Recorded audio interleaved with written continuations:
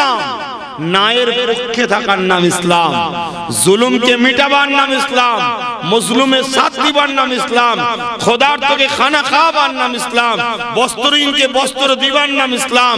আল্লাহর নবী বলছে যে এতিমের মাথায় হাত বুলায় সে যেন আমি রাসূলুল্লাহর মাথায় হাত বুলালো।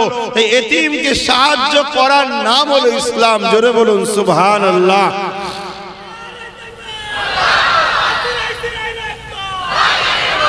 তাহলে বলুন, যারা এতিমকে লোটে, বিধবাদের লোটে, গরিবকে লোটে, এরা কি তাহলে ইসলামের পক্ষে না বিরুদ্ধে? ইসলামের বিরোধী যারা, তাদের সঙ্গে দল করে রাসূলের দুশমন হচ্ছ না? হ্যাঁ, অনেক কষ্ট করে নবী আমার এই দিনটা প্রতিষ্ঠিত করেছে। জানো না ১৫০০ বছর আগে কি ছিল পৃথিবীতে? আল্লাহ বা ছাড় দিয়েছে, ছেড়ে কিন্তু দেয়নি।